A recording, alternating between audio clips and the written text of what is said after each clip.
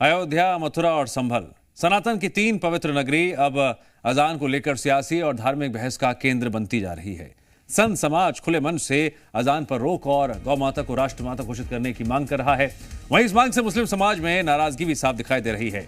योगी सरकार पहले loud speaker और गौ तस्करी पर सख्त रुख अपना चुकी है, लेकिन अब इन नई सनातनी मांगों ने यूपी का माहौल और गर्मा दिया है।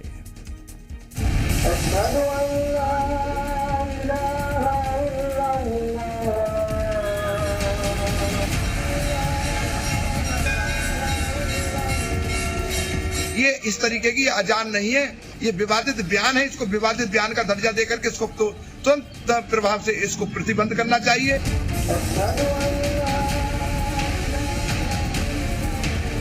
ये सियासत फसादात की और कब तक रची जाएगी, हमको बेबस किया जाएगा, उनको तलवार दी जाएगी।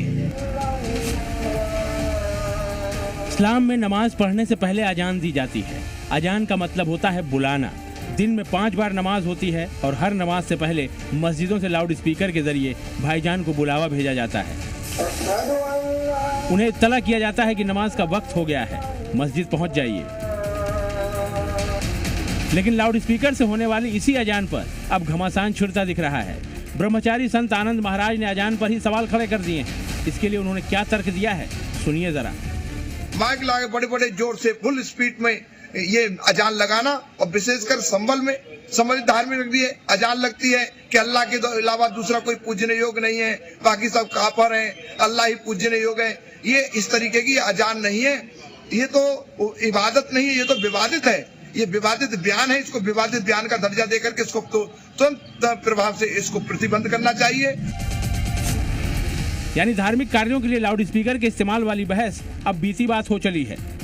अब लाउड स्पीकर से होने वाली अजान ही सवालों के घेरे में है। अजान पर बैन लगाने की बात तो हो ही रही है। ब्रह्मचारी संत आनंद महाराज तो ये भी कह रहे हैं कि जो शख्स अजान दे उसे दंड भी मिलना चाहिए।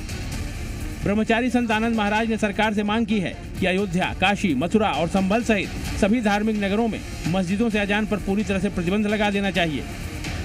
किसी भी मस्जिद से माइक लग करके धार्मिक नगरियों के अतिरिक्त भी हमारी सप्त नदियां हैं, सप्तपुरियां हैं, और सप्तपुरियों के अतिरिक्त ये संभल है, विशेष करके ये तो हिंदुओं का विशेष तीर्थ है।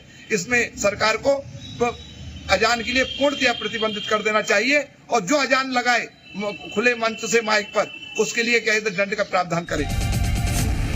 ब्रह्मचारी संत आनंद महाराज की अजान पर प्रतिबंध लगाने वाली मांग का जहां संत समाज समर्थन कर रहा है, वहीं मुस्लिम समाज इस पर तीखी प्रतिक्रिया दे रहा है। जो व्यक्ति हमारे जयकारे को नहीं सुन सकता, हम उसके 5 समय का अजान, 5 समय का नमाज कैसे सुन पाएंगे।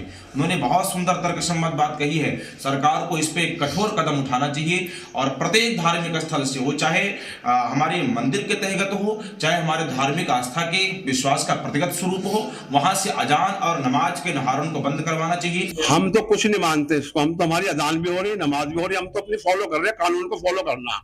हमारे कुरान ने ये कहा है कि फॉलो करो अपने बादशाह की बात को, अपने अधिकारी की बात को फॉलो करो, ये कुरान कह रहा हमारा। जो मस्जिदों में अजान होता है उस पर रोक लगाना चाहिए। ये नींद हराम करते हैं, सनातनियों के खिलाफ साजिश रचते हैं, ऐसे लोग समाज को तोड़ते हैं। आपकी शान में गुस्ताखी करते हैं, फेमस हो जाते हैं, और अजान पे करते हैं तो फेमस हो जाते हैं। फेमस होना है तो कुछ अच्छा काम भी करो। तो मैं बस अपनी 2 पंक्तियों में कहना चाहूंगा कि ये सियासत फसादात की और कब तक रची जाएगी, हमको बेबस किया जाएगा, उनको तलवार दी जाएगी। मस्जिदों से लाउड स्पीकर पर अजान को लेकर कोर्ट की ओर से कुछ गाइडलाइंस तय हैं। उन्हीं के मुताबिक अजान दी जा सकती है। ये गाइडलाइंस इसलिए बनी है ताकि इस्लाम को मानने वाले अपने धर्म का पालन भी कर सकें और दूसरे धर्म के लोगों को किसी तरह की दिक्कत भी ना हो। साथ ही ध्वनि प्रदूषण पर भी लगाम लगी रहे। बिहार AIM-IM के अध्यक्ष अख्तरुल ईमान भी इसका समर्थन करते हैं और लाउड आवाज में अजान का विरोध करते हैं। हालांकि मुस्लिम समाज ही उनसे इत्तेफाक नहीं रखता। भजन हो, कीर्तन हो, अजान हो, उसकी आवाज जो लोग आपके दर्शक गण वहाँ पर हैं, जो लोग सुनने वाले वहाँ लोग हैं, वो सीमित जगहों पर होनी चाहिए, इतना नहीं होना चाहिए। एक पॉलिटिकल आदमी को इस्लामिक इसमें बयान देना मैं उचित नहीं समझता। बस हम इतना जानते हैं कि अजान का खास मकसद है लोगों को जागरूक करना कि भाई आप समय हो गया है, अब नमाज की तरफ, अल्लाह के इबादत के लिए अब मस्जिद की ओर आए। हिंदुस्तान अपनी गंगा जमुनी तहजीब के लिए जाना जाता है। यहाँ मस्जिदों से अजान तो मंदिरों से कीर्तन की आवाज गूंजती है। लेकिन अब इन्हीं आवाजों पर घमासान छिड़ता हुआ दिख रहा है। ब्यूरो रिपोर्ट, जी मीडिया।